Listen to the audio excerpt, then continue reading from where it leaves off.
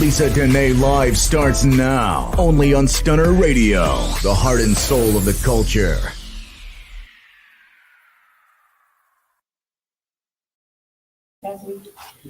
Hey guys, this is your girl Lisa Denae, and we are live today on Lisa Denae Live. I have some very special guests in the building with me tonight. And you guys, can you believe that we're in September already? It is September 10th. Tomorrow we will be commemorating September 11th. I'm going to talk to my guests in a little bit about where they were on that day, what are your memories of that day, and how everything changed so drastically since then. It doesn't seem like it was 20 years ago to me, but it's been 20 years since that. So anyway, I want to introduce my special guest, Candace Joseph. She is the CEO of the Joseph Consulting Firm, and she's a talk show host, and she is known as the business guru. Okay, so if you want to be about your business, you're in the right spot tonight. All right, then we have a special guest. Sam is here. This is my brother. Y'all know he watch every show. The Sam E. Wyatt is in the building. They already know Sam. And this is my brother from another mother. And the one thing I love about Sam is that he knows me. He respects me. You know, I have no grand expectations of me like some people do. And that sometimes can be very stressful. He just accepts me as I am, and that's a beautiful thing. That's a blessing to have people in your life like that. Right. So we're going to get started. So where were the both of you? Do you remember where you were on September 11th? Man, was it 2001? 2001. I do remember. I was driving from Prairie View A&M University. It was my last semester of college, and I was driving for an interview at the CIA building. Oh, wow. Yeah. So I was driving into Houston, and they called me and they said, we need to cancel your interview for today. And I was like, oh, okay. I had the car quiet, kind of jamming my music a little bit. And then I was like, okay, when I got the call, then as soon as I turned it back on, they started talking about the towers are falling. And I was like, what? Yes. So I pulled over to a Denny's off of 1960 and 290. And I walked inside and I watched the towers fall. So that's. And were there other people there? I mean, of course there were other people there, but how was the atmosphere when you all were seeing this happen? It was like quiet, like everybody was just stunned. And then when the first tower fell, people started crying. Yeah. And I was like, okay, there's like, because I was thinking about the call, it was so quick. We have to reschedule your interview. We have an emergency currently. We're locking down the building. We're not letting visitors in. We'll reschedule you. And I was like, okay. And after 9/11, a few weeks later, I got a thing basically saying that they were stopping our hires for like 6 months. Wow. So, wow. Yeah. Man. So do you remember where you were? Me, I was working in Little Rock Air Force Base. Oh, wow. And you know what's funny? I was late for work and I was coming in there. And the ladies were like, Sam, you hadn't heard? I'm like, no, I hadn't heard. But then when they said the towers blew up, I say blew up. So then, everybody was around the TV and they showed it. Me, I'm being old, so I'm like, man. I'm going to tell you the truth, all I thought about was the president. Mm-hmm. Being from where I'm from and certain things I'm into, I just thought about the president and I started praying for my homeboys and homegirls over them seas. Yeah. Oh, yeah. That's all I was worrying about, tell the truth. Well, it's crazy because for me, I had just had my oldest son 2 years prior. So I had been out of the workforce. And my husband at the time and I decided it was time for me to go back to work. So I was super excited. I was at my first interview to be office manager at the Jewish Community Center in Columbus, Ohio. That's where I lived at the time.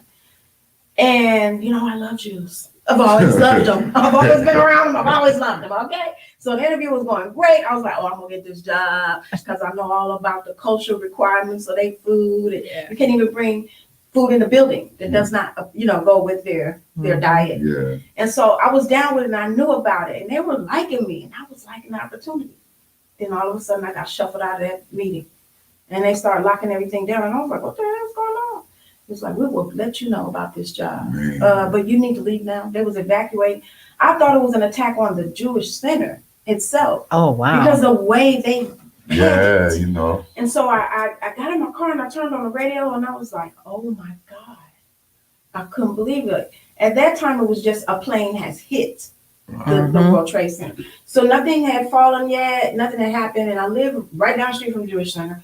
So when I got home, I turned on the TV and I couldn't believe what I was seeing. I couldn't believe it. I thought it was an accident at first. I was like, well, okay, what pilot is hitting the building? Yeah.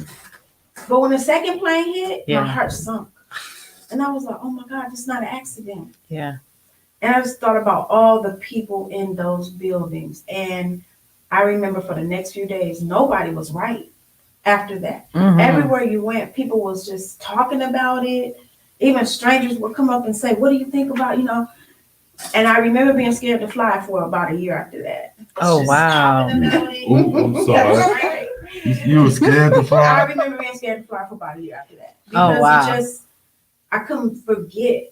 And then, of course, they was releasing the audio of the plane that didn't make it to its destination, where the passengers, overtook the terrorists or whatever. Yeah, but they got them boys. They handled them boys. Yeah, they did their thing. They did their thing. But after hearing them on there, and it's like, dang, they know they're going to die. It just was a lot for me. Yeah, no. It was a lot. It is. And even, thinking back on it and reliving through it again, because every year they show the planes. For me, I always think about the kids that grew up without their parents. Yeah. And the loved ones that's lost. So every time I go to New York, I always go to World Trade Center Memorial. I always do. I always take video. And I'll never forget that. Me either. I know that a friend of mine had a cousin who worked in the building. And I just felt so bad for her. I didn't even want to call her because I was like, dang, I know her cousin worked there. She was so proud of her cousin. And she called me in tears. And I was like, okay, now let me comfort her. Let me figure out something to say. Yeah. And she was like, sis, my cousin did not go to work today. Her stomach was tore up from something she ate. And she said when she turned on the news, she couldn't do nothing but cry. God. Because her whole building was wiped out. So everybody she knew, they was already at work. Man. Wow. And so she didn't go because her stomach. And I said, my God, can you imagine that? Yes. That's hard for me to even make up. Like, she must feel some sort of guilt a little bit, but also thankful. Oh, yeah. That something made you not go.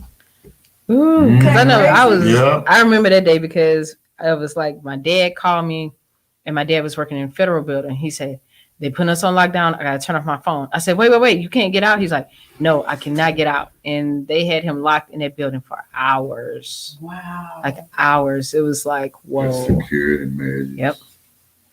Yeah. Hours. I think about it all the time because I unfortunately don't think that's the last thing we're going to see, even though in recent years we've been our own terrorists, like American citizens have been the terrorists. So, but I still don't think that the foreign terrorists are done with us yet. Man, that's another world and another story. Yeah. Right? That's a whole show right there. Especially when you said our own people. Our own people are terrorists now. Man. When you go out, you're not scared of what we used to call Arab. You're looking at them funny, like, you ain't scared of them no more. You're scared of the white folks now because you're looking at the little white boy that don't get no attention. And you're like, he might shoot up Walmart. So let me go and get my stuff and get on out of here. But you gotta think about the climate that we're in, though. Like everything's so politically charged. It's so racially charged. It's so money motivated. And it don't have to be. Right. It don't have to be because it's like if you look at it from a global sense, we're all dealing with the same thing. I don't care what nobody say. Everybody should be getting a check for a little bit of PTSD right now. I said it. That's what I've been saying for I years. said it. I said it. Black people, we've been traumatized through our DNA. Yeah, the day you was born, you was traumatized. Yep. Yeah, we definitely need to check for PTSD. After you watch a black man be killed on TV by cops, you mean you're not traumatized by that? We're all traumatized. After you watch a black man get shot just trying to reach for his ID, we're all traumatized behind that. Yeah, but they say we're supposed to be immune to that.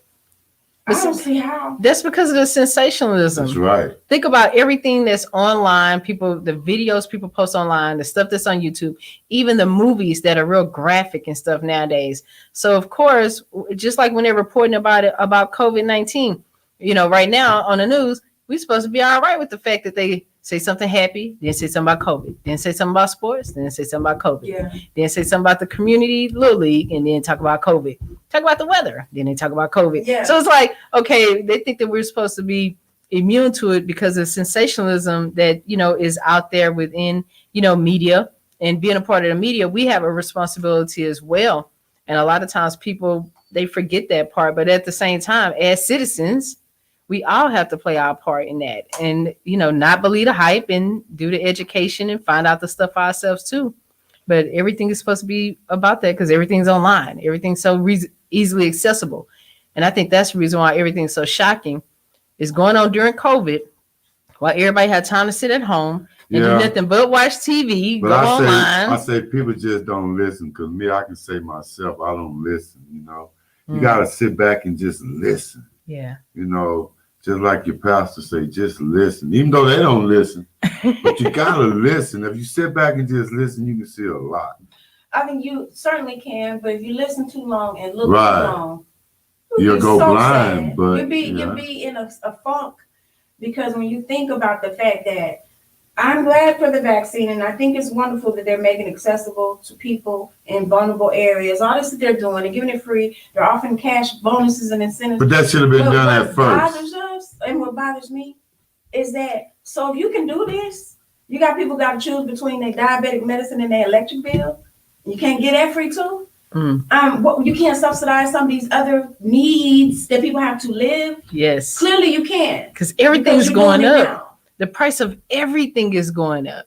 And then you go into some stores, they don't have socks, they don't have underwear, they don't have anything, due to the fact that we were so dependent on, you know, importing everything in.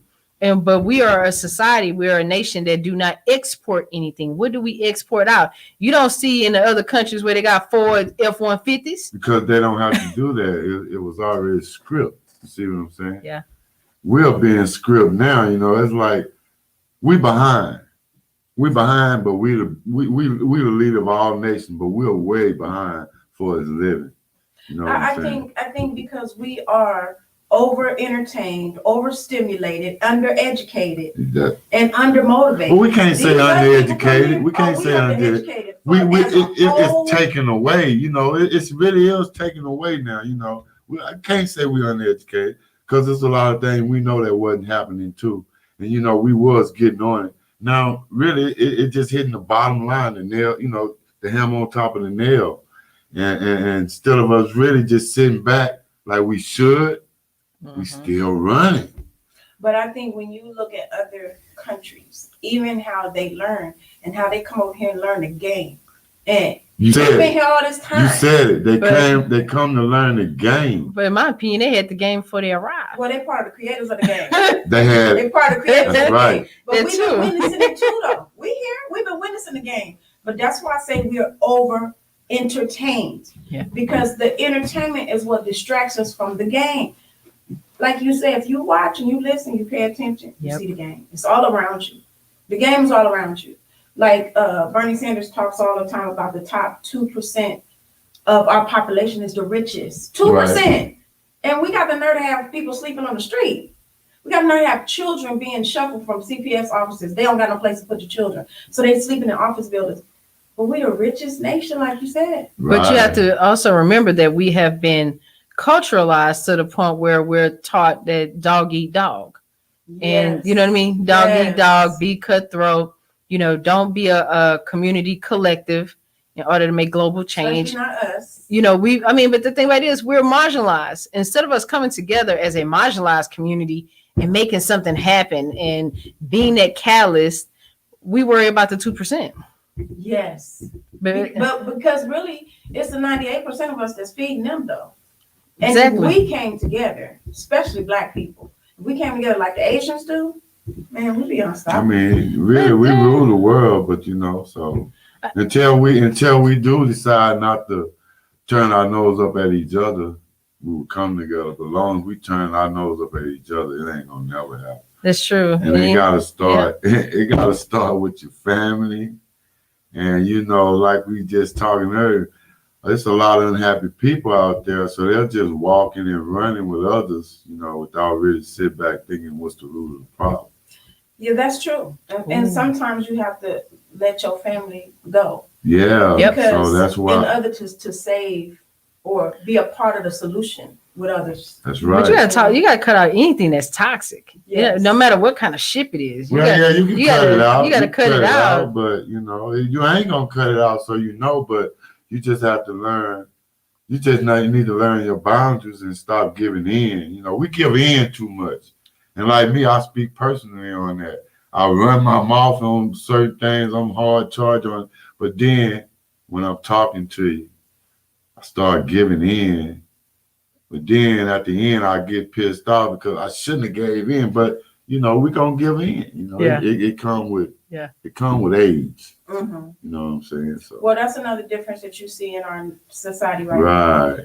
There's such a gap between generations now when it comes to passing down information and knowledge.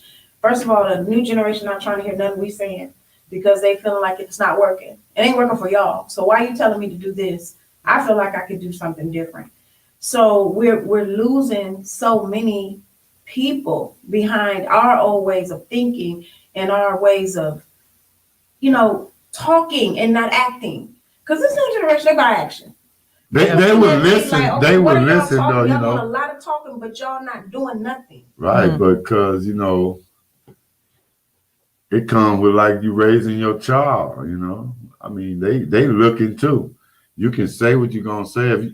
Like I use myself for examples on a lot of things, so it won't be out of line. Like me, I'm gonna tell you what I'm gonna do, and I'm gonna do it. And you might see me doing it here. And like we here now, but then you might see me with somebody else. I'm still gonna be doing the same thing, and I'm still gonna be checking you. But still, you got other people that still scared to check other people that they know, and that's the big gap right there. That's true. That's true. But at the same time, it's like in order for us, like you said about the generations not passing on the information, and the younger generation don't want to listen. I don't think that that's that. I think that the younger generation realized that the older generation is still oppressed mentally. Yes. That's what I mean. We're oppressed. It's not working for y'all. That's right. Y'all telling me something. Well, we can't say it ain't working, but we gotta let them run. Right. They looking at us saying y'all still in chains. That's right. it. How you telling me how That's it. That's go. it. Yeah. But see, that's the thing where it comes with callous like us in this room that think different, act different. We're the enemy all of a sudden. Yes. In certain circles, we're the enemy because we think different, we act different. We're not going to go with what the status quo say we can go. Because the thing about it is, when you're in a place of healing, you realize that I don't have to do it the way grandma did it. I don't have to do it the way mama did it. And at the same time, when can I forgive myself and forgive my ancestors because they truthfully didn't curse me, as some people say. They truthfully used the education, the opportunities, the technology, and the knowledge and the self-love that they had at the time. Right. So how can I beat them down about what was in front of them? Because if it wasn't for them going through their struggle, we wouldn't be here. Right. That's right. We would already have been wiped out. So how can I say that advice grandma gave me was wrong or advice mama gave me was wrong? No, it wasn't wrong. They did what they had to do. It was right for the time. Yes. So it was right for the time. Yeah. But I think, even we have to see times change. Times change. Some of our ways got to change. Yes, we got to change. I talk to my dad about this all the time because he does not want to get online. I said, Dad, and my business is fine. I don't have no website. I said, yeah, but you know how much more business you could have. Right. You have to get online. Like, I don't want to do it. Okay, we'll go sit down somewhere and let me do it for you. Yeah, that goes to people. Change. Yeah. Change is hard. If it is hard. It's hard because I had to change just by listening to my daughters. You know what I'm saying?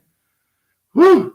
And it's definitely hard when you brought them into this world. That's right. And you're looking at them like, what do you know? I was here before you. You know? Because you got to understand that, it took a lot for me, because you got to understand, change. Because I had my change when I was growing up. And I wasn't as, I'm going to say we all wasn't as bold as they are right now, though. Right. You know what I'm saying? That's the only difference that I disrespect of them. They are so bold that they really losing reality because you still don't never know who you might need.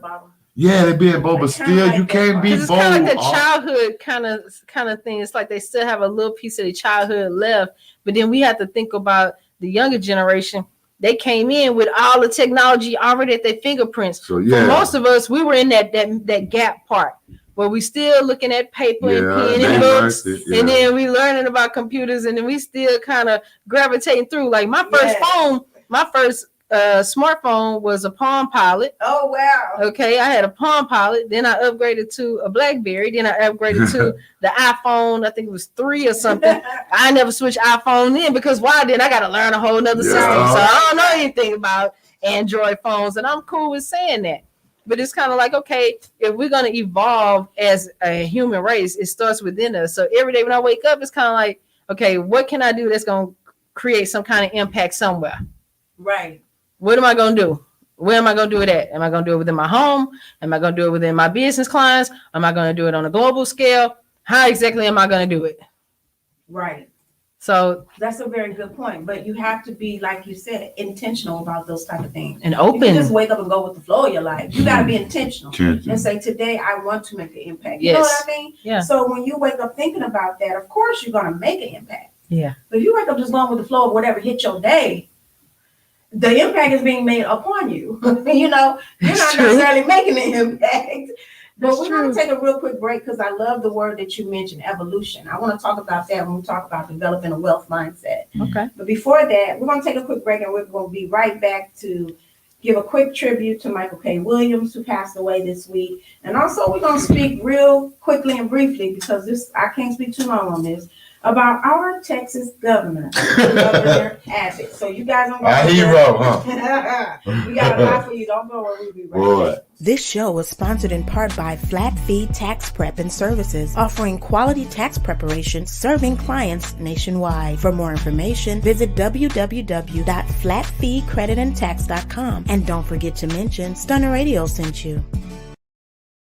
Hey, it's your girl Lisa Denae, and I want to tell you about a product that has changed my life. Rain Premium Sanitary Napkins. Rain products are infused with a Nobel Prize-winning material called graphene. It's the graphene strip that provides the various health benefits that can improve your quality of life during that time of the month. Listen, I've been very loyal to a certain brand of feminine products, but I've never experienced the results I get with Rain products. The difference is in the graphene strip. Using Rain products has totally eliminated the painful cramps I experience, and it can also help balance your body's pH, eliminate harmful bacteria, and help fight fatigue. Graphene moves heat away from your core to keep you cool and comfortable. Ladies, it's time to upgrade your feminine care with products that not only offer protection, but also improve your health and wellness. Place your order today and receive your premium sanitary napkins delivered directly to your door. Visit www.drfcare.com to make your purchase today. And don't forget to mention that your girl Lisa Denae and Stunner Radio sent you.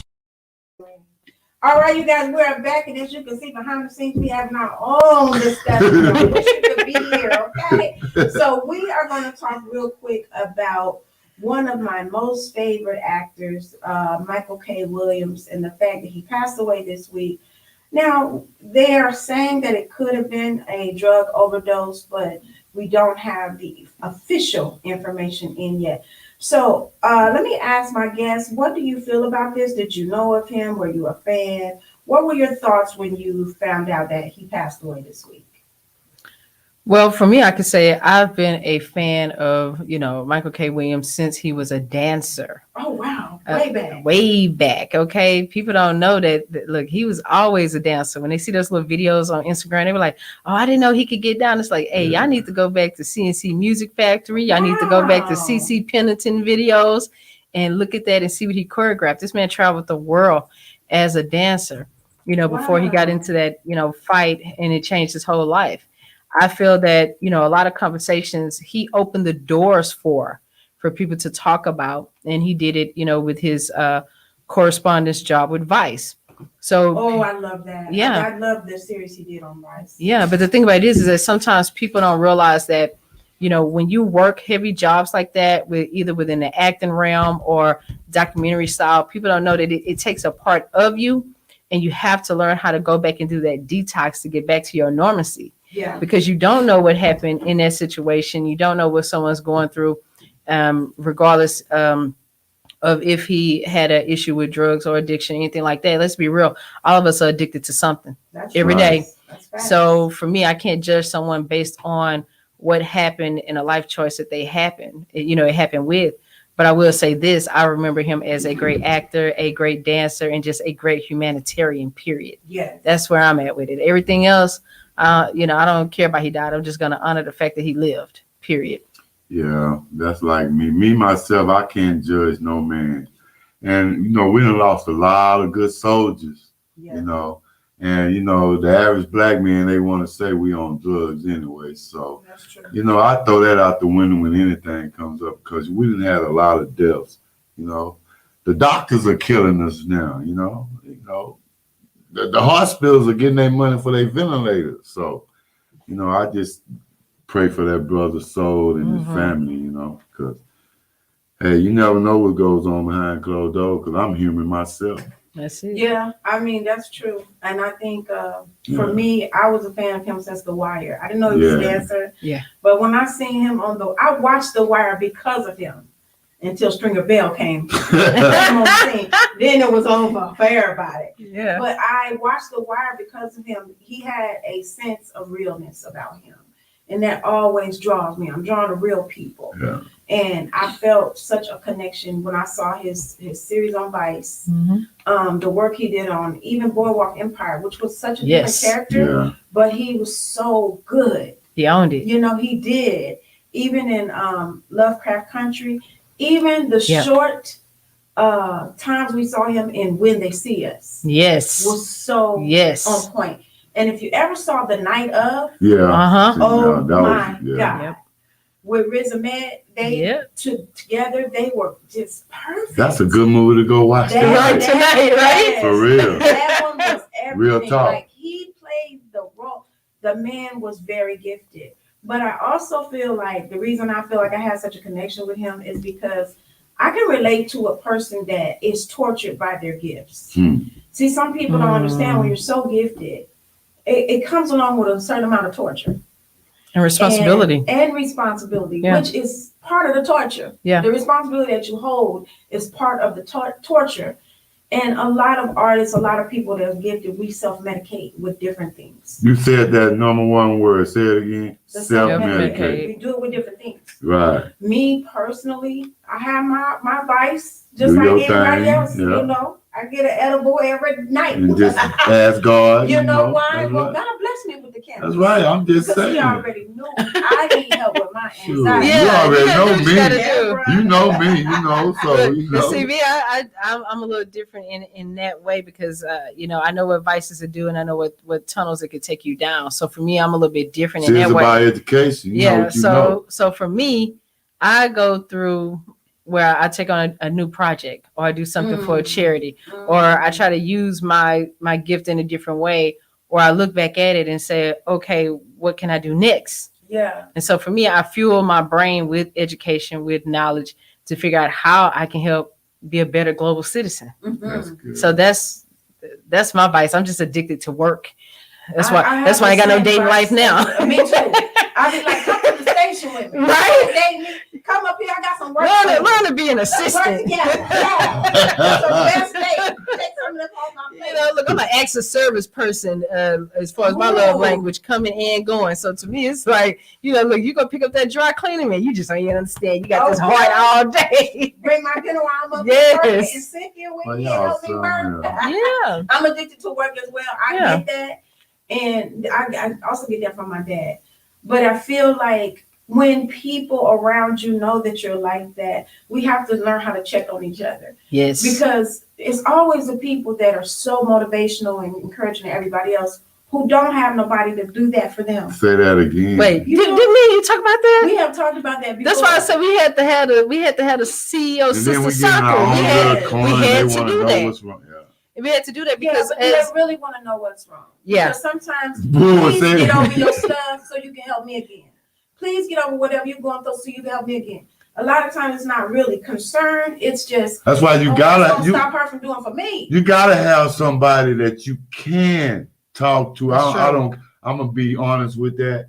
You gotta have somebody that you can spit to. I mean, And you gotta be able to take that criticism because if you can't, it's just a waste. And then the other thing to start out is you gotta learn to start taking criticism. Because I usually, like I said, I speak for me, and I'm the worst character on it. I had to learn to take criticism, and I only woke up after my mama passed. But real talk,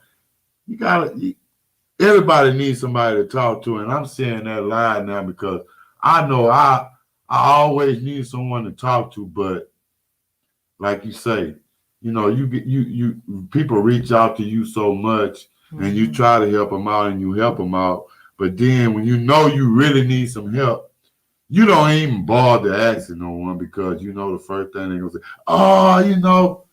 they might be a jib, but man, I don't have time to hear that. And even especially when I know I'm there for you, I don't have time to hear that. Especially when it's a mental or emotional need that you have. It's almost like they can't speak the same language no more with you. Now I'm saying what you're saying. Yeah. I just need you to be a friend. I just need you to listen. I don't need you to give feedback right now. Right. I understand I do need to have some feedback, but right now I need to be heard. And sometimes people think that you want them to come in and, put on that cape and swoop in like a superhero and solve the issue. Sometimes that's not even it. Sometimes you just want to talk. Yeah. But one thing I've learned over the years is that I'm very selective in who I open up to. And the reason why I say that is because when somebody else, when you open up to somebody that's already going through a storm, they can't see your storm. They can't see your storm. They can't, because they can't see past their own issues, their own problems, their own whatever it is. So when they're going through theirs, they're not going to see what you're going through. They're not even really going to care. And it doesn't mean that they don't care about you as a person. If they can't figure out their own, how they going to figure out yours? How can they even balance that? You can't balance that connection that way. Right. And I had to learn that the hard way. Yeah. Because even people will say they can. Yeah. And say that I can understand, I can be there for you, but really they can't, like you said. They don't know how. They're going through their own. Hey, Milton McCullough, thank you so much for tuning in.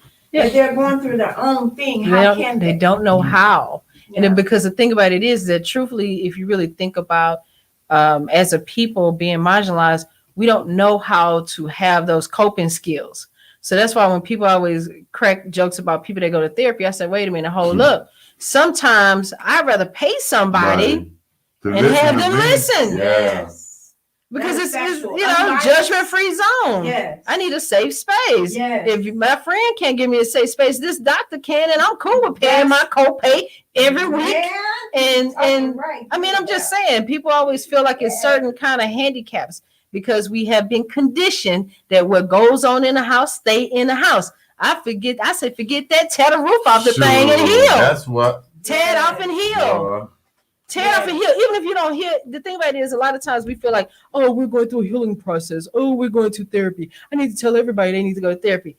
Therapy is an individual decision. It's an individual thing. Yeah. And at the same time, you're in a healing situation, cool. Because I know what it's like to be in a healing continuum. And I only want people around me that's in the same healing continuum.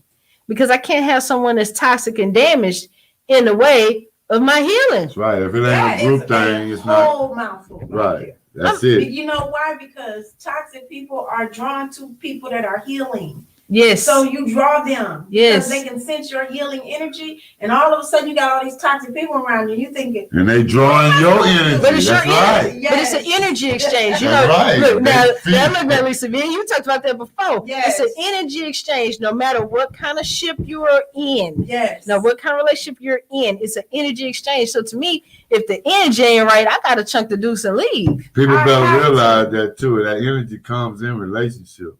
Yeah, but it comes with any kind of ship. It can come from a business partnership. It can come from a kinship. Relationship. It can come from any type of relationship. Everything you do is a relationship, so you got to be comfortable with everything you do. Because even with business, I don't take on every client because if you walk in my office and you have changed the whole energy and atmosphere when you walk through the door. I listen to them and then I tell them, let me refer you to someone else. See, I don't want any money that I feel like comes from bad energy because as a Buddhist, it will mess up my karma. Oh, I didn't know you were a Buddhist. Yeah, I'm a Buddhist. Man, I gotta have you back because I want to talk about all that. Yeah, I'm a Buddhist. But I would just say this because you brought up something that's really, really good. because I think that some people don't feel like they have a choice with the people that come in their life, but we do. You always got a choice. We do. But you know, people think they don't. Like, because that's worry. my friend. I've been knowing her for 20 years. So well, what? That's my mother. Well, that's my sister. But the bad energy pulls you down. You can feel it. You can. And you know who it is. You can. And the thing about it is we're all shaped by our experiences, all kind of experiences. Mm-hmm. People always say, oh, okay, it's your education, it's your job status, it's your status in life. No, forget that. You are shaped by the experiences that you have. And the thing about it is, if you can't surround yourself with people that value your life experience, you might have a difference in opinion, but respect the fact that I went through some things in life too. It might not have been on the same level, but you don't know what it might have damaged me, or it might have hurt me to the same extent that it hurt you, even though it was something of a lesser grade. Right. So it's kind of like you can't discount anybody, their life experiences, what they went through to get to who they are, because it shaped them in some type of way. Yeah. And so when you talk about people, drawn to the energy of someone that's in a healing process, yes, because truthfully, that person wants you to rub off on them. Yes, but it's a lot. It's a lot. You can be empathetic. You can be empathetic. You can be sympathetic without damaging yourself. That's right. But see, you said something too. You remember that old thing we used to say, what goes on in the house stays in the house. Yeah. But see, there's a meaning behind that. And see, that what people don't understand. Pillow talk stays in the house. It should. Okay. So that's the only thing I worry about, because, that's like, that will stop kids and everything from communicating. And when that came out, that would stop me. So with my kids, no. Because, that keeps people from reaching out too, you know what I'm saying? But it keeps you oppressed. Right. But then you feel like that about everything. The house might not be good. But it's the same thing. Think about how that mindset rolls over to anybody that has a 9-to-5 job. People that, you're trying to build connections with people, but you're kind of scared to even open up, because you're like, well, dang, okay, this is something that happened to me. This person is talking about their experience. Am I in a safe space to even share? They put a limit on you. Yeah, but at the same time, we're limiting ourselves by not being truthful and telling the stories of our lives. Everybody that you meet in life is a storyteller. I don't care who it is. I don't care if you wrote a book. You could write 50 books. I don't care if somebody wrote a book and it's 5 pages. They are a storyteller. Yeah, because everybody has a story. Everybody got a story. Everybody got a journey. But it's all about how you envelop the journey and decide what you're going to put out. Yes. So I changed my life, and I don't have no issues with telling people that. A few years back, I can honestly say I was egotistic. I was a narcissist. I was a manipulator. I was someone that hated everybody. I used to get mad at people, but I was generous and loving at the same time. So for me, it was always this internal conflict within myself. Who can I be nice to? Who's actually genuinely for me? And you already nice and generous. And I'm already nice and generous, but at the same time, that me too, yeah. So I turned into a narcissist, and I used to tell people all the time, man, you even lucky you in my presence right now. I'm sorry, who are you? That wasn't even you. See what I'm saying? And it wasn't even me, because I was so scared to show my generous side, because I was bullied from a kid all the way through college. Yeah. I was bullied.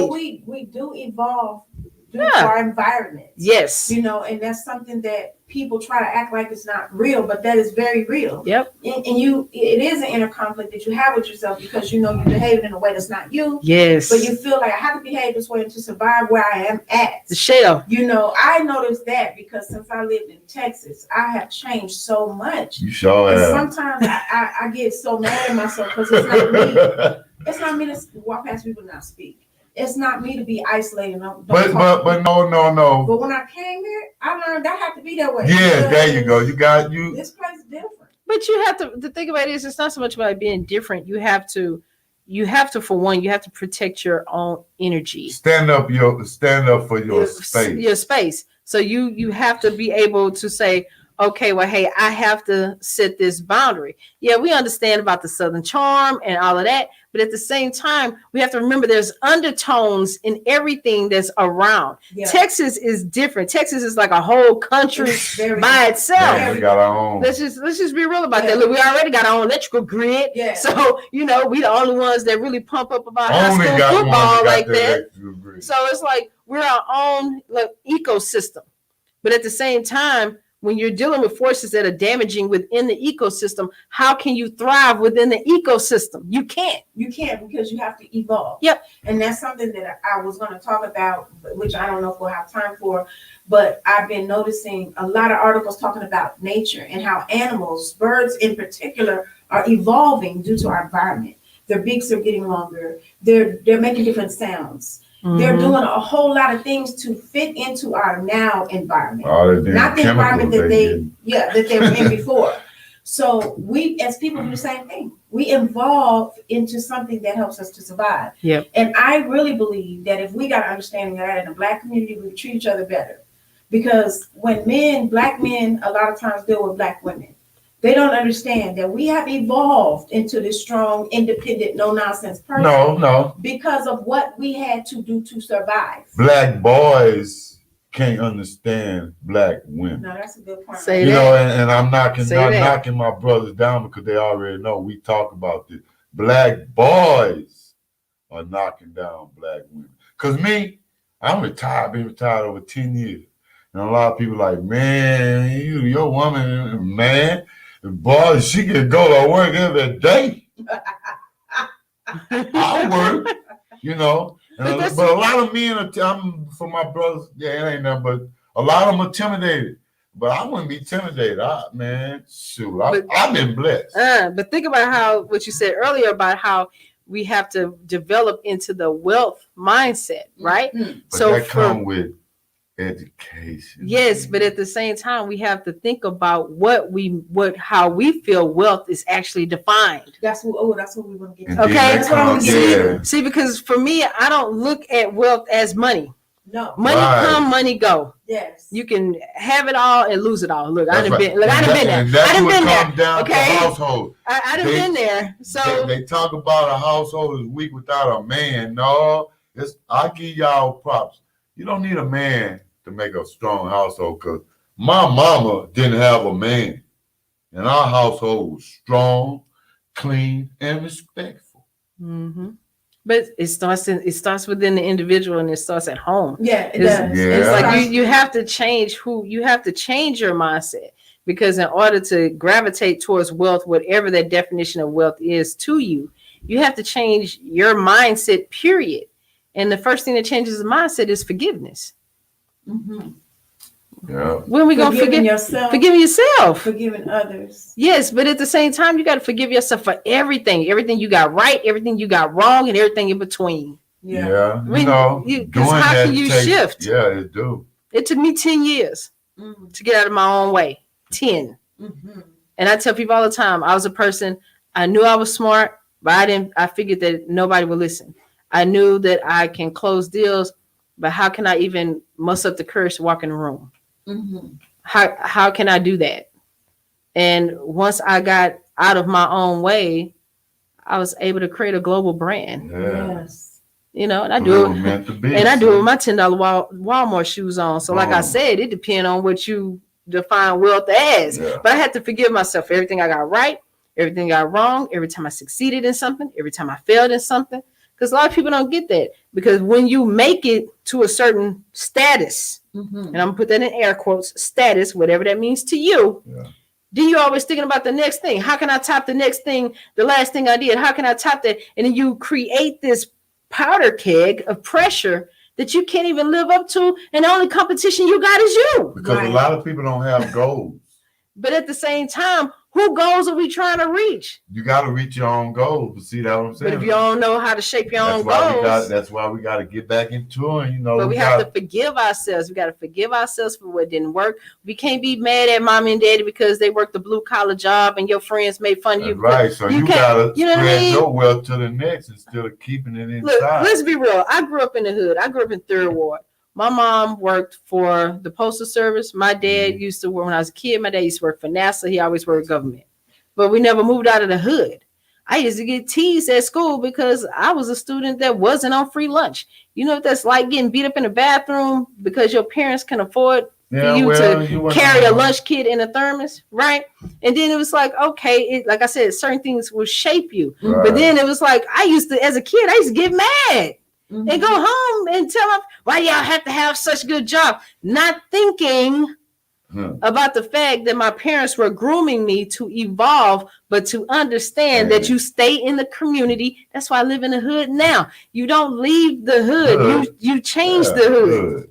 That takes some real dedication, some real commitment, and some real patience. No, but you do it one person. I can't do it at this point. But you do it one person at a time. You can't. The thing about it is, as entrepreneurs, we're here to solve problems, right? But the thing about it is, we feel like we got everybody's problems on our shoulders. We don't. You have one client's problem at a time on your shoulders. Yeah. You have one client at a time. The thing about it is, you can talk about changing the world, and I want to change media, and I want to, because, me and you talked about that, because look, me and you going to do some things together. But anyway, we're going to talk about that later. But when we think about how we have to come together to create the change, it starts one person at a time. Absolutely. When you change one mindset, you can change many. Yeah. But we have to forgive ourselves and understand that everybody that's out there in the world is not your enemy. There are a lot of business consultants out there, and especially in Houston, and none of these people are my enemy. So there are a lot everybody just going for the same cookie. But at the same time, the way each person that I've met in media, in business, they are all different. It's something about them that I look at that, I be like, dang, it's amazing. Look at that. Yes. Yeah. So for me, I'm not someone that's going to try to beat myself to the cookie. I'm going to congratulate my friend and say, yeah, you got that cookie. I'm going to go over here and get this one. Right. Yeah, it's enough for everybody. Right. Or, hey, this client, I feel like you can take this client to a level that I can't. Here is their name and number. Yeah. So it's all about your mindset and what you want to do. We can't take on all of the world's problems, but we can solve one problem at a time, and we can change one mind at a time, but it starts within us. If you can't convince you to change your own mindset and to be free and to stop thinking about who your master is and be your own master. Yes, because I think it so people, because a lot of people, but think about this too. When you talk about mindset, a lot of entrepreneurs make this mistake. They want to get into business because somebody else is in business and they see what somebody else is doing, and they don't understand the blood, sweat, tears, sacrifice. If you go from working a 9 to 5 to working from 9 a.m. to 3 a.m. the next morning, it's some dedication and sacrifice there. Especially when you don't have nobody on your back. You got to be on your own back. And you are your own safety net. You your own, absolutely. You your own safety net. And I have said that for so long that, I don't want anybody to get me wrong out there. I'm not a basher of Houston. I love Houston. I've been here for 8 years. But I will say this. It is one of the most competitive cities I've ever lived in, where everybody sees each other as competition. And it baffles me because we are not each other's competition. And you know what's crazy about it? People treated me like that coming into the business scene and coming into media, to the point where I even had to deal with death threats, right? Yes. And for me, it was like, it was kind of like, do you realize that when I wake up in the morning, I don't care about what your Facebook says. I don't care about your Instagram. Yeah. I'm not following you online to troll you or surveillance surveillance. I'm a person, I see you doing this and doing that.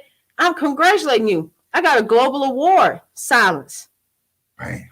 But see, that's because people do not know how. No, it's know how to let go when you're right, but it comes from a cliquish society. Yeah. When are we gonna stop being a cliquish society and start looking at the gifts that we have? If we collectively bring them together, what we can do. That's the reason why I started my firm. My firm is a co-op of entrepreneurs that each have their own lane, own specialty. Ideas. That's nice. But it's kind of like, I got somebody for goal setting. Right. I got somebody that's a life coach. I got somebody that does graphics, somebody that does videography, photography. I got somebody that teach you how to style yourself and model yourself in clothing. I have someone that, teaches people how to speak in public. Right. Like, everything that I got is geared to help an entrepreneur or a nonprofit come together.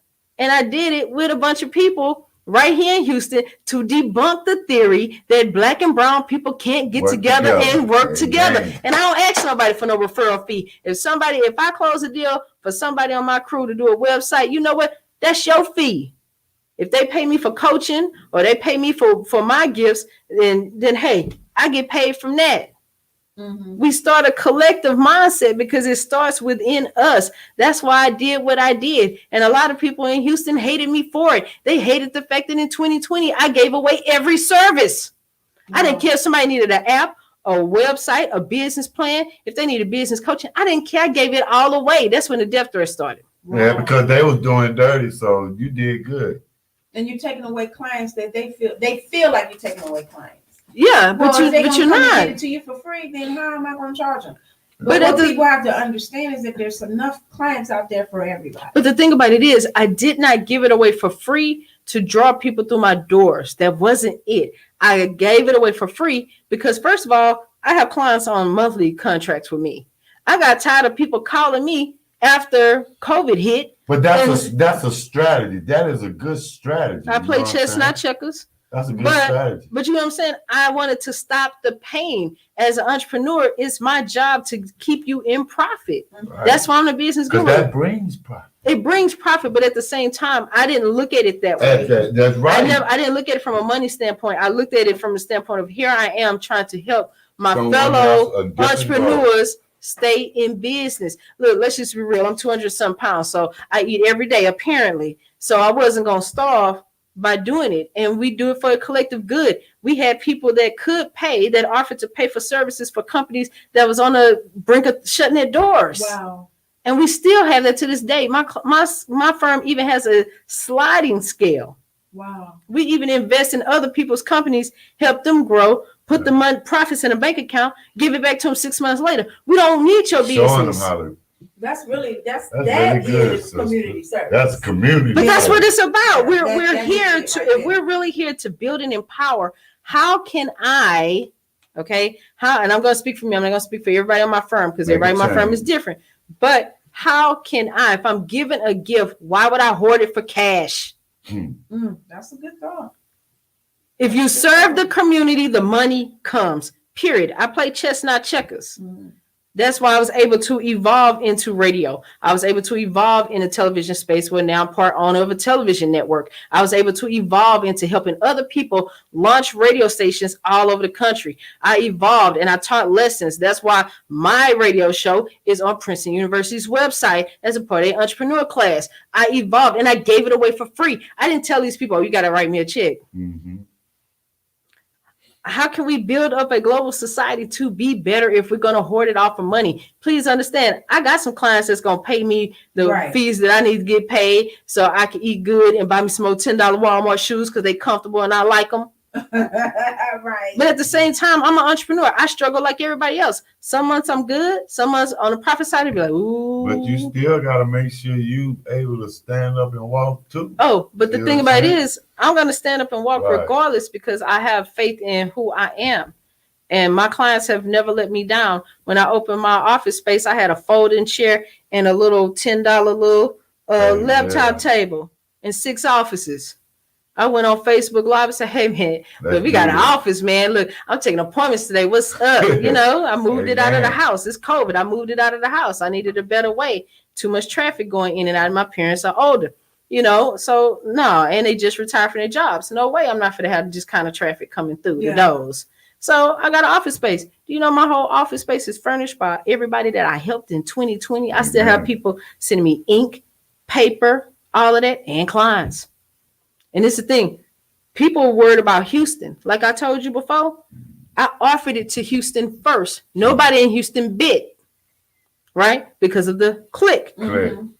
Chicago, Detroit, Pittsburgh, New York, LA, Jamaica, Australia, Canada, Paris. I'm helping a group of refugees right now in London, Paris. I got an award last month in Paris. And that's because you thought in a different mindset. We're global. Just because I operate locally does not mean I don't have a global mindset. I started with the globe and brought it local. And that's what we all have to do, especially in media, because right now the world is open. Everybody can watch. Just like we have so many viewers, and I had to pull it up so I won't forget. In Germany, the Philippines, my Philippines rock will stand on radio. Heck, because I'm saying, amen. Ghana, Italy, India, we got Albania, Mexico, the Ukraine, Botswana, just and we have Sweden, Stockholm, Sweden to be exact. Stockholm, Sweden is when they gave me my award for being creative and innovative business and thought. That is incredible. And that, like I said, And I'm not somebody that have a key to the city. I don't have my Candace Day in the city of Houston or the JCF firm. I don't do that because my thought process is bigger. And that's one of the reasons why I became campaign manager for Deidre Gilbert that's running for governor of Texas. Yes. Because we needed a change. We needed to heal. If I'm an entrepreneur and I'm here to solve problems, this lady is here to try to heal the wounds of Texas that have been conditioned over decades. And I really hope that we get behind her. I hope that people will give her a chance and get behind her, because it's kind of leading to what I want to touch on just briefly. I'm not going to touch on it too long. It's okay. But our current governor, you know, I felt very triggered by him this week. Being a survivor of rape myself, and a person who did, this was the first time I ever said this on air, but did get an abortion at a very young age because of rape. Right.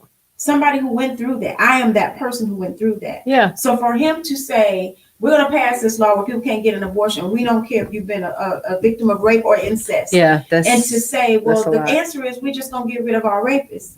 How dare you belittle us? How dare you insult us? I felt very triggered. I felt insulted, because who are you to say you can get rid of our rapists? But see, but this is where you have to understand, before it got to Abbott, it went through other people's hands. It was written by other people's hands. Mm-hmm. This is where we have to stand up and make the people that we put in office accountable. They have to hear our voices. Amen. You can't sit back and worry about if you're not going to get that $300 check this month. You need to let your voice be heard, because while y'all sitting here, COVID. Oh, look at the weather. Oh, look at traffic. COVID. They in the back room signing your life away. Yes. And taking away every right they can take away. And this is the thing. Publicly, when they put these things out, they have to publish them. How many people actually, I'm a different breed, okay? I read everything. How many people actually take the time to read the laws? They passed, and I don't like this number, but I'll put it out there. They passed 666 laws in the last two legislative sessions in Texas. But only part y'all worried about was the gun law, the rape law, and the heartbeat law. Y'all worried about and the critical race theory. Now, look, we can have a whole discussion on critical race theory, okay? Yeah. Because that discussion has been around for decades, and people are just not coming to the forefront. Wake up and read, okay? That's the only thing I'm going to say. But if they passed 666, you didn't see what else was in that. You just worried about the top 5, because that's what the media sensationalizes. Because that's what they want you to see, to throw you away from what's really going on too. Absolutely. That's the distraction. So that whole bunch of that's right. That's why you got to talk to your kids and everything. So wait a minute. So while y'all standing in line, worry about y'all $100 to get that vaccine. We coming up with something else to get that $100 back. Thank you. And then everybody's worried about, we get a $300 tax credit from the IRS for our kid. Do you know that you're getting a prepayment to your 2021 refund in 2022? You're getting a prepayment in 2021 for your 2022 tax return. You don't even realize that. Y'all so worried about the $300. Next year, when you get your tax documents back and you owe the government $600-700, you'll think about it twice. That's facts. And I read the IRS book cover to cover every year. So it's like, if we don't educate ourselves and arm ourselves, then they're going to continue to take, and we'll never get the wealth mindset. But that is part of what I wanted to talk about. So I'm glad you transitioned again for me. And to talking about developing a wealth mindset. Now, a lot of times when I say wealth mindset, people immediately go to money. They immediately think I'm talking about how do I get money? But wealth is more than money. Wealth is, like you said, knowledge, being educated on what's happening around you. Because if you don't know what's happening around you, of course you can't prepare for it. You don't know. You can't prepare for the new tax deduction. You can't prepare for the new property tax that you're going to get hit with. You can't prepare for nothing because you don't know about it. So that, to me, is part of developing a wealth mindset. Stop being scared to educate yourself. Because, of course, if you're waiting on them to tell you, you're going to be waiting forever. They're not going to tell you. Well, you're going to be dependent on getting false information. And that's the thing. When we don't go out and seek our own knowledge to, create our own opinions, our own thoughts, and voice our opinions and thoughts, then we're setting ourselves up to continue to follow the master. So when I say the word master, I don't want people thinking, she's talking about slavery days. No, I'm talking about the overall system that's dangling you with strings. Yes. Right. You need to master that system. You need to know what's going on. You need to know it. Like I tell everybody, I play chess, not checkers. Right. So you have to know what chess move you finna make because they finna make one on you. And that's another whole thing because that's something I really believe in. I believe in 3 principles for having a wealth mindset. One is knowledge. You have to be a continuous learner. You got to be learning every day, all day, something new. The other thing is knowledge and acceptance of yourself. And love. Because the thing I feel like Black people miss the mark on in a major way is that you are in the image of God. That means you are a God. That means you have God power, God ability, God creative energy in you.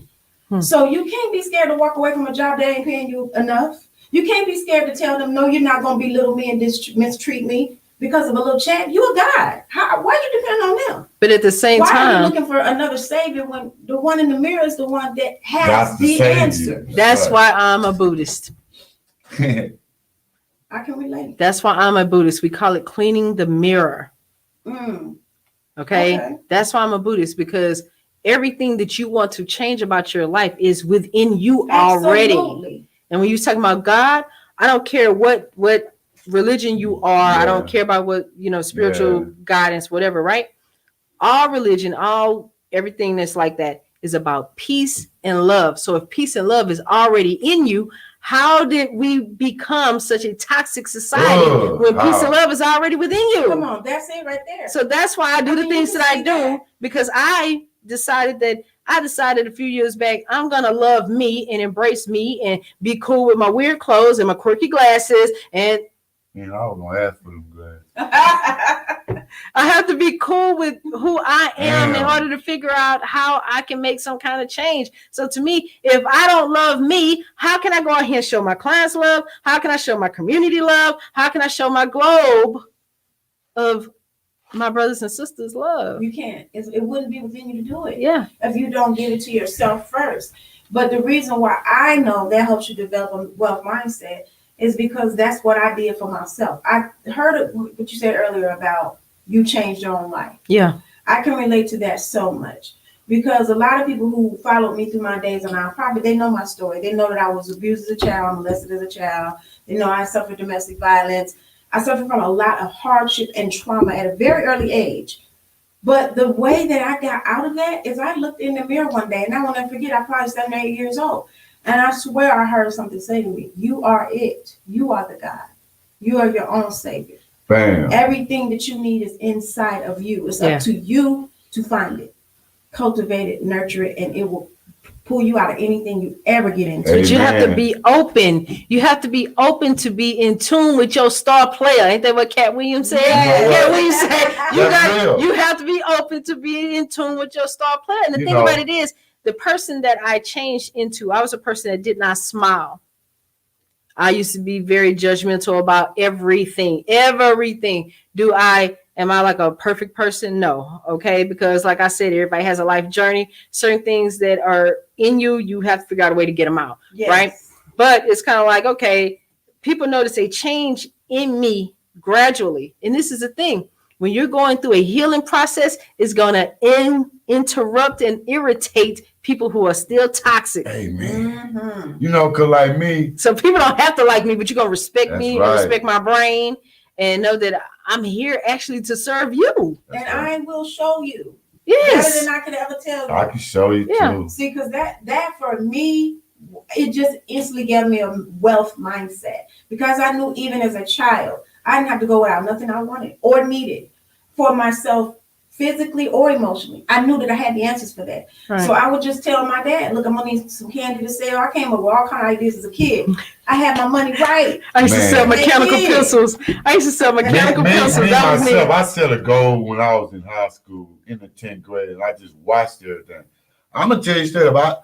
And then when I went in the military, it was the last place anybody thought I was going. And so that's why I like, you know what? This is it.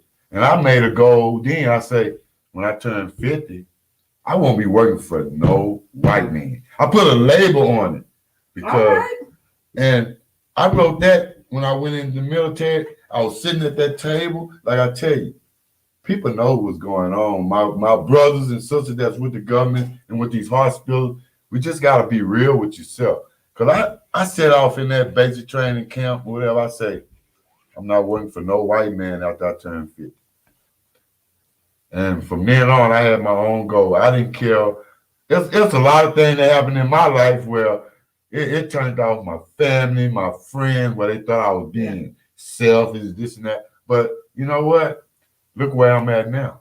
Right. And I don't regret the way I grew up. I don't regret the way I treated people because I knew my goal and I wasn't going to let them tear me down. There you go. But, you know, like you said, it came with, oh, he's mean, he's hateful. Nah, I knew my background. I knew I had to take care of my wife and my kids. And I wasn't going to be that dude going to be calling my wife, dads, and them and stuff, you know. So I made it happen.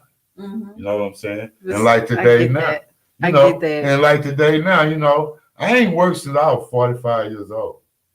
Okay. And I went back to work because I had came back home to take care of my mom. Mm-hmm. But when my mom passed, man, no, that was it. Heartbeat gone. So I don't work. I ain't worked a day in my life. And I got 3 kids. All 3 of them are lovely. Yeah. My daughters are road runners and my son is a road runner because I love the way he just made his own choice in doing what he do. Mm-hmm. But, you know, that brings a lot of problems with you. But, you know, you got to tell your kids to do what they do. And me, because they'll tell you, man, my daddy ain't finna cut no corn on me. Like, and see, but that's more respect, I feel. Mm-hmm. You know what I'm saying? And the thing, you know what I learned and it was like a few months back, right? Because you follow me online. You see how I post different things. Mm-hmm. People always thought that I posted things to brag. Mm-hmm. That you're bragging about who you meet, you're bragging about who you're working with, you're bragging about where you're going, who you've been, your accomplishments. I post those things as a daily reminder for me not to look back. Right. Right. And just know that today I did something great today. Today I accomplished something great today. It's really kind of like a little without worrying about that little air that's blowing in your ear all the time. Because I don't worry about competition. The only competition I have out here is me. And I wrote out my plan and I did it my way and I made no excuses and I don't kiss anybody's ass to get it done. I think it's really sad that people act like you're bragging. Yeah, I'm bougie, I'm stuck up. Yeah, but I'm bougie, I'm stuck up. Yeah. Even when I meet people, same thing. They ask, oh, well, what do you do? Then when I tell them, oh, you think you all that? Yes, I am all of that. Absolutely. Working for the community. But I don't worry about being all of that to you because I'm all of that to me. Right. But it was like, you don't know what I went through to get here. Mm-hmm.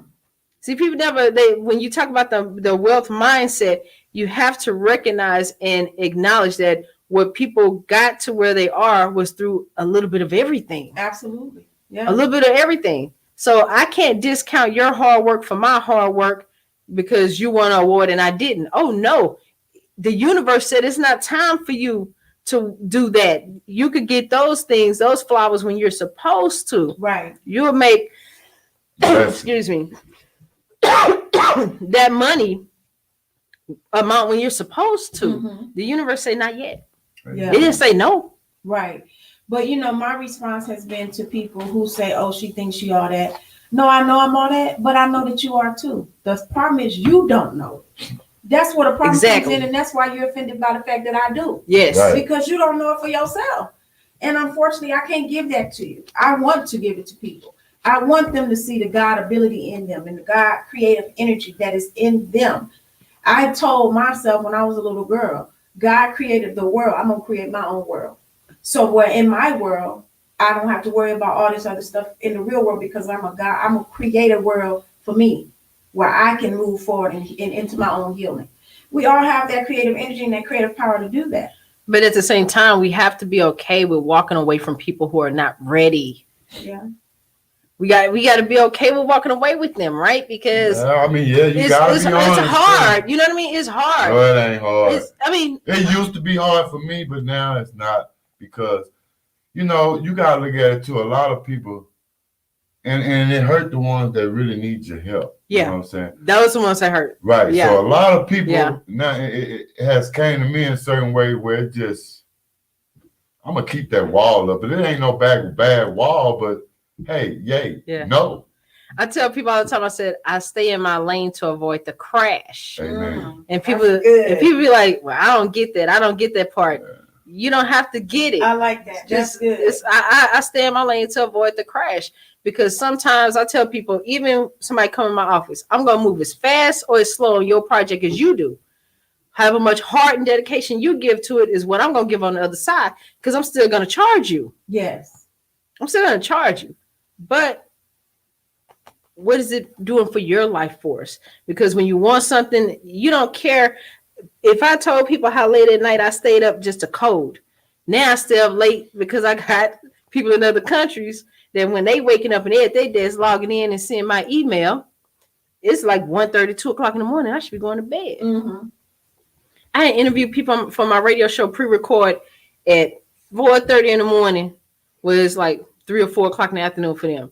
Mm-hmm. I done a month ago. I did a women empowerment for the women in India. Oh wow! But I had to be at my desk at 6:30 in the morning with my cameras on and had my coffee, because I'm trying to empower somebody. So the night before, I maybe slept 3 hours. Mm-hmm. Why? Because I just got through with a client in Australia, and then I'm teaching this in India. Sometimes it happens that way, but we have to be open to change.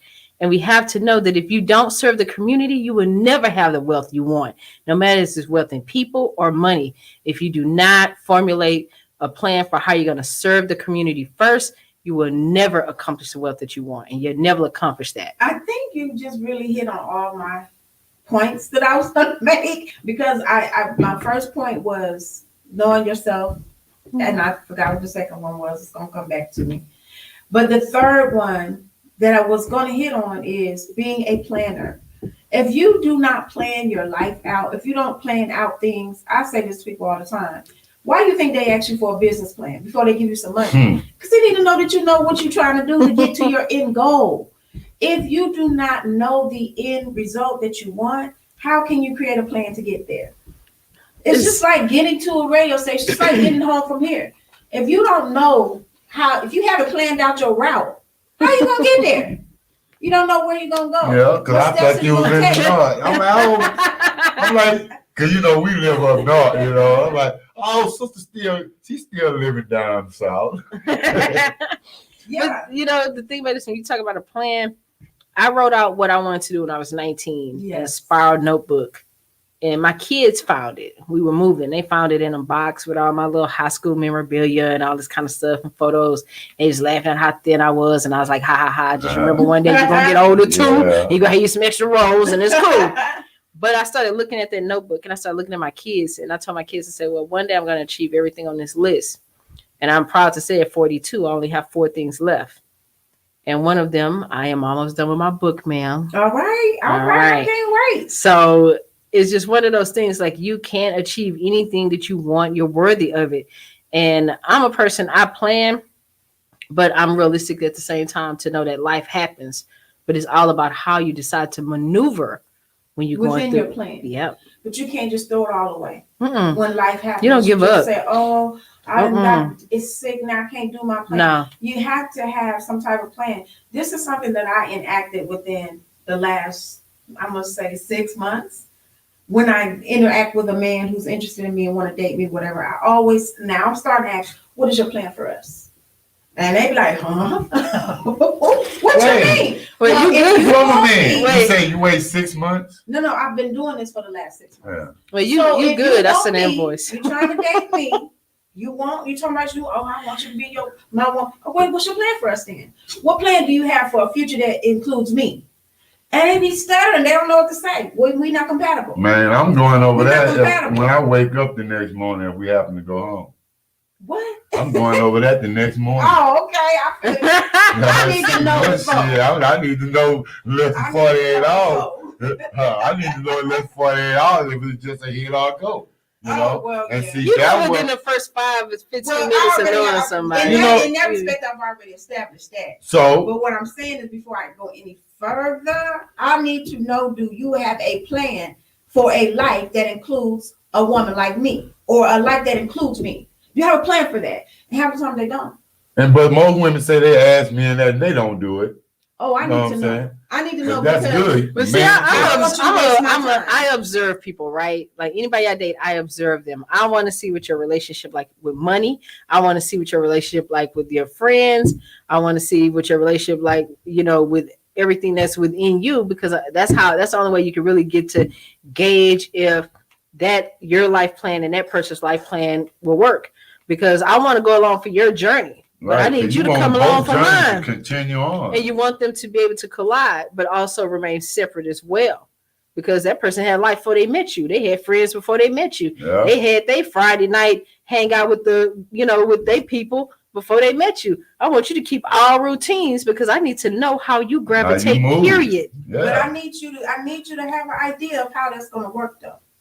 I need you to have a plan of how you're going to fit that in. But I'm a workaholic, so I suck at dating. I suck at planning. But both should have a plan. I knock you down. I both should have a plan. I got a plan. Because I don't go with that new wave junk about a man need to take care of one. A man need to take care of that environment because he's going to automatically take care of his woman. Well, I don't think but this is how I look at it. No, a new way of thinking. They think, I'm going to hit on my little young boys. They need to wake up too because they need to put out more than they putting on these women. Okay. Yeah, y'all came a long way. Y'all strong, backbone, boom. But you're still not as strong as a man when it comes to a mindset of really had to get through something real difficult. I don't know about that. I don't know about that. No, women are real good, but when it comes to weight, I don't know about that. When it comes to weight, I don't care. You can't carry my weight. But how many men have you known crack? That's what I'm saying. You gotta be. Carry my weight. But that's what I'm saying is so. Don't belittle that man. No, just don't deal with that man. But the thing about it is relationships. You're supposed to build each other. You're supposed to have each other. But but most of them getting in a relationship. If that man can't handle them, they're bad mouthing. And so just walk away and let that man alone. And sometimes too, you have to decipher between if someone wants a relationship or if they just want help. That's right. And I can sense that. Yeah. I can sense after 2-3 dates, I already know what you on. There you go. Because I'm gifted in that area. I can sense what you on. Because we ain't. But think about how many times we ignore the red flags. I know, especially if you're fine. I'm like, damn. But I still see people living in the past which, man, they need to realize they're not 21, 22. That's facts. And when you meet someone that's not a virgin, you know what I'm saying? Show up, you're not. I mean, but I'm just not trying to be, but what I've seen in Houston since I've been back, and I dated. I had to date to get where I was, and it wasn't shame about it. But see, you got people that shame to date and be real about it. That's true. That's crazy. No, you got people shame to date and be real about it. They think that's correct. Because me, Lisa, I know many women. But no, I got a wife. I got one woman. But I got many women friends. Yeah. But I tell you one thing, my women friends respect my wife. They better. Let me ask you. They better. Women are ashamed. Some people are ashamed to date. Yes. And you say yes. Yes. Clarify that for me because I don't know why would a person be ashamed. Getting to so to me it's different stages that you go to before you get to that marriage piece. Absolutely. Right. Yes. Okay. You meet, you get to know each other, you date. Okay. Yes. Then you decide whether or not you're going to be in a relationship. Yep. Yes. And then you go along that journey to see if it's going to turn into marriage. Right. A lot of times people want to skip. They think they're going to 1 or 2 dates. All of a sudden, we're going to be married. We're going to be married. No, that's only people who trying to be in lust. There you go. They're trying to have sex and want to live in a sex partner. No, that's something that's trying to communicate that. I mean, I'm just saying, like a lot of people, they want to, like you said, they want to know the end game immediately. When at the same time, if you're getting to know each other, then you can gravitate towards the end game together. A lot of people go into relationships already thinking about someone's status, what they could do for their life. Bam. How can this person fulfill, what do this person have that I don't have that we can make together and become whole? But who's to say that y'all have? Yeah, because I don't but I done met some people that in the beginning they want to know straight off the bat. Well, what you gonna do for me? I've met that too, and I let them know I don't know you yet. No, and now if you can't take the time to get to know me and allow me the time to get to know you, we're not compatible. Just like dudes who want to say after a few months, I'm in love. No, you're not. You don't even know me. What you mean you in love? You in lust because I put it down on you. And you wasn't prepared. You wasn't prepared for the gift and the skill sets. And then you felt a type of way, but that don't mean you're in love because you don't know me yet. But give yourself some time to actually get to know me. But at the same time, you said the key word, gift. Yeah. People don't understand when you decide that you are going to be in a relationship with somebody, that is a gift. Yes, when you decide to share your body and your mind and your heart and your soul and your problems, your insecurities, your vulnerability, that's a gift. It is a gift. My time is a gift. I'm just saying. But and you know Lisa give it, then the Lisa take it. I don't care. I'm a gift. It's a gift. I'm a gift to all women. It's just a like gift. women a gift to all men. And that's the thing. I look at it. Yeah, but I look at it on the flip side too. I'm looking for their gifts.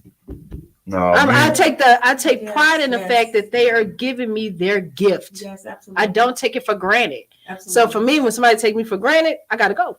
Yeah, I agree. Because I gotta go. I've always said period. This. You have to know who you're dealing with before you give them too much of you. That's right. It's like, imagine giving, I say this all the time to women who struggling with dating. Imagine giving a diamond to a 2-year-old toddler. You're going to find it in the trash, in the toilet. You're going to find it everywhere. They don't know the value of it. It's the same with a man who don't really know the value of a real woman. I can't give myself to somebody who don't know the difference between me and a ratchet. Why would I do that?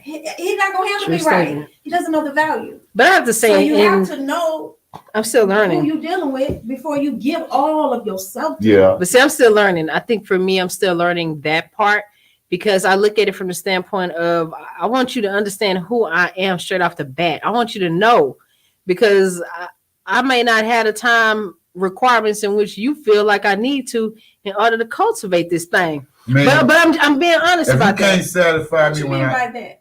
Yeah, because for me, I said it earlier. I'm a workaholic. Okay. Yeah, okay. I'm a workaholic. You know what I mean? Patient. And the thing about it is, I have to learn patience too, because then I'm dealing with somebody who don't understand what my work and my creativity and my gifts mean to me and what my lane is. They don't understand why I push so hard for entrepreneurship. And you're not compatible. But at the same time too, have I truly given them the keys to find out? Well, you haven't had time yet. That's right. You ain't gonna be able to know. You'll know, like we said. You know when to open that door and not to open that door. And that's what people have to understand. I have time. People gotta know what they really want. I met someone lately who we've been out on a couple of days. He's very busy as me. I mean, and it's that hard. Might be beautiful. Our schedule is crazy. He's always working, and it's hard. But the point is, I'm interested. You know where I'm at. You know I'm busy. Let's set a date for this date. Sometimes it'll be a week away, but I can respect that. I can respect that because at least you put in the effort. No, I say every relationship still, you still need to have a date once a week. Yeah, somebody don't.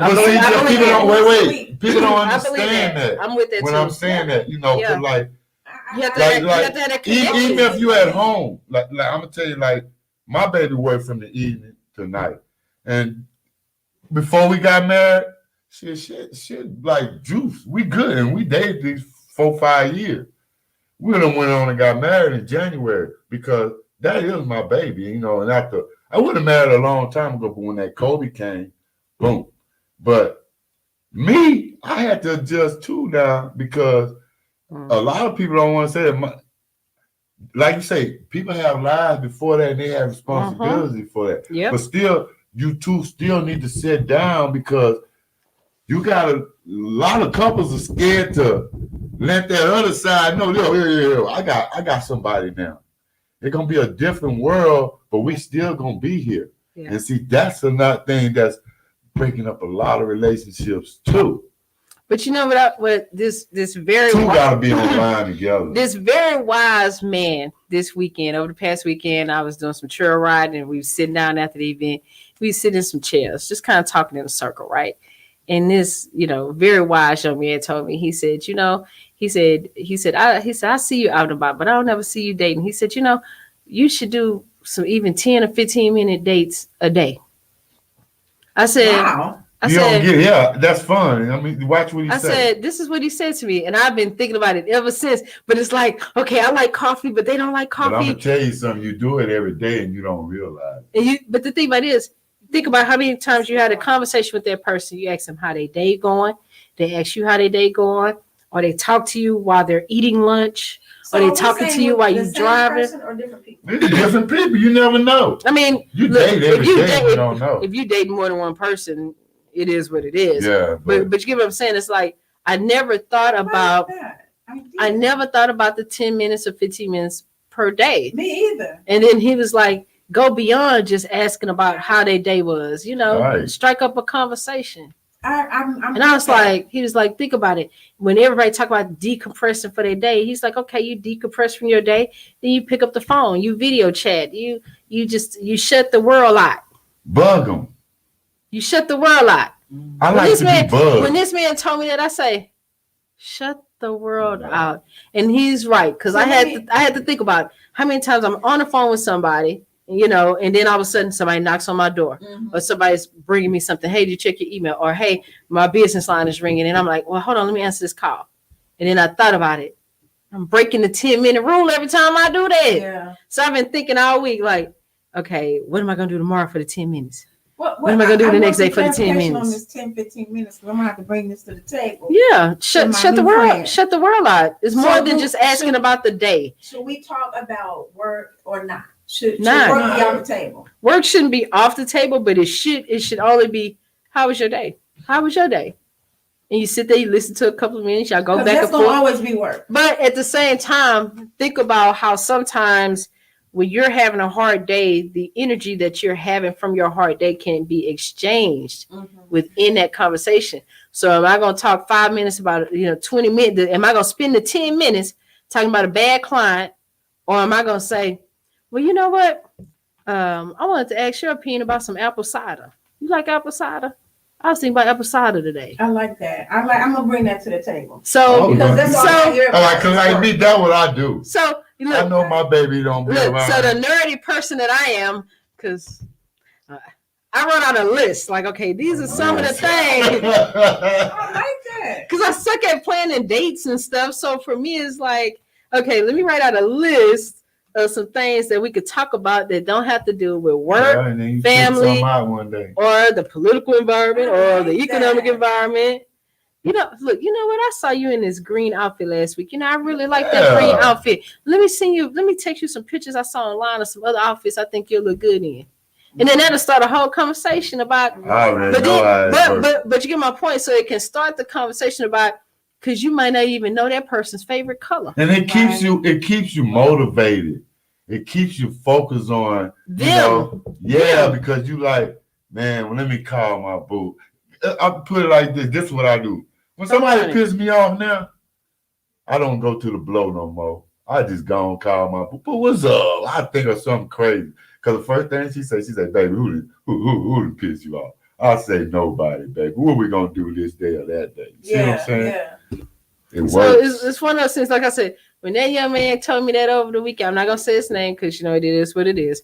But it was like, that makes sense. And I had to sit back and evaluate all the relationships that I never really gave the energy and time for someone to really get to know me and for me to get to know them, even if we was together for years. Even if we was together for years.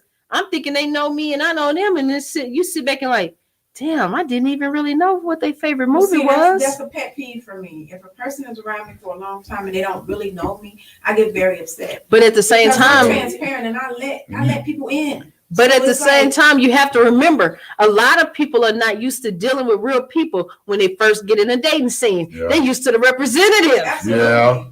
Absolutely. See what I'm saying? Yeah. So then when the real you come out, people, well, dang, I don't even know if I like you anymore. That's real. Yeah. That's see what I mean? Because a lot of times I meet people, they say, what do you do? And I tell them, and they think it's game. Oh, okay. She's saying she got all this shit.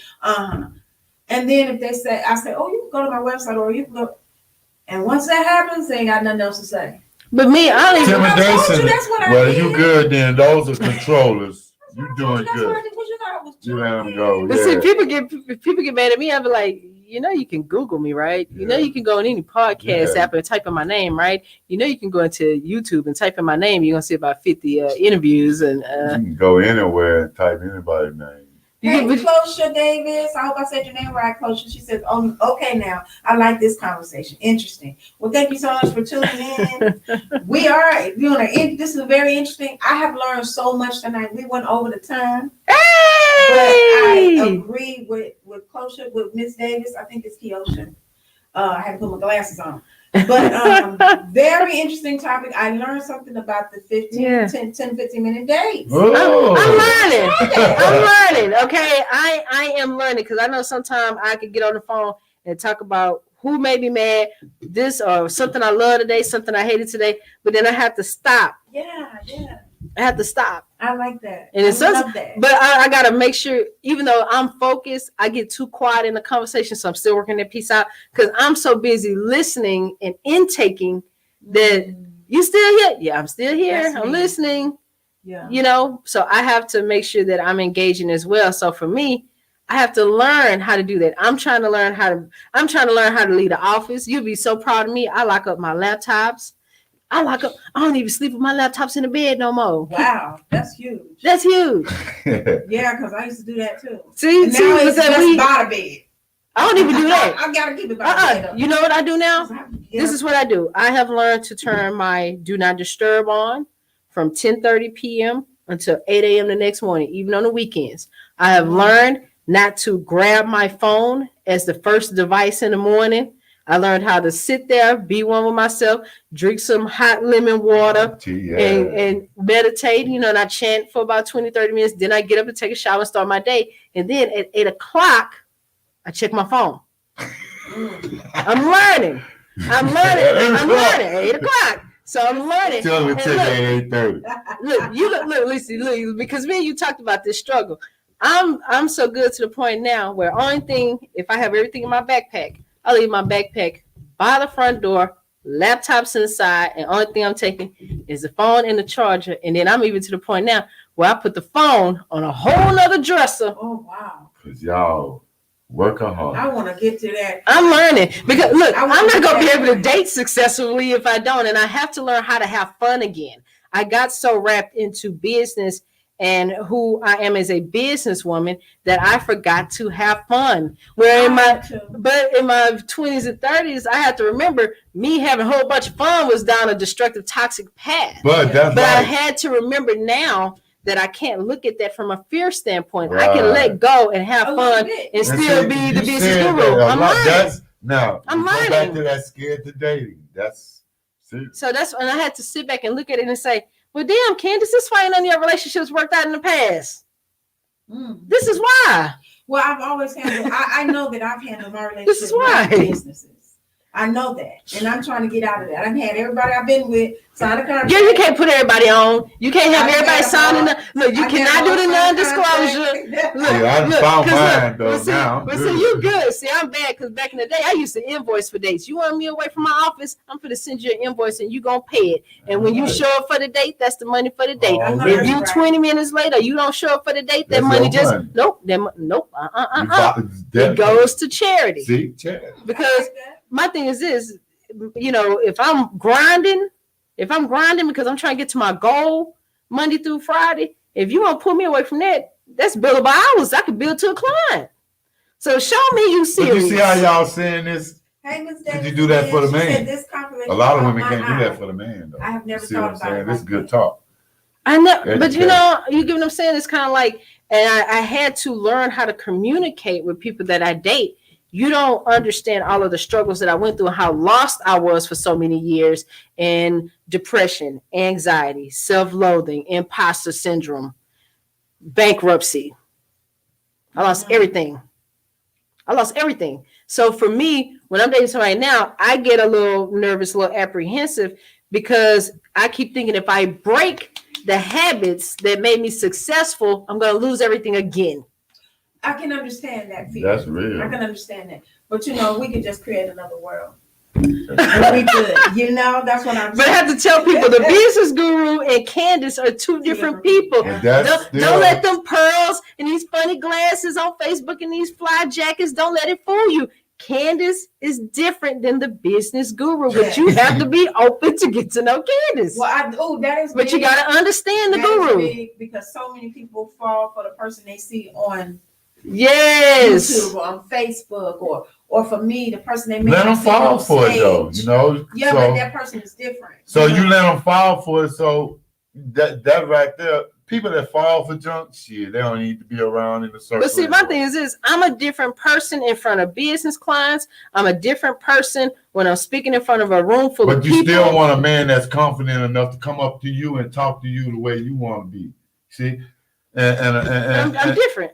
But you know, it's not like that no more. You know, so well, for me, I you gotta love keep it like a that. man that take charge. That's right. right. And that's the reason why this new friend I got. That's the only reason why there was a second date. Because quite frankly, the first one was, Lord, I hope he can listen. If he is, somewhat boring. I'm not gonna lie, it was somewhat boring. But the reason why we got to a second date is because I'm the type of woman I gotta make decisions all day, every day. I don't want to make decisions about a date. Thank you. I don't.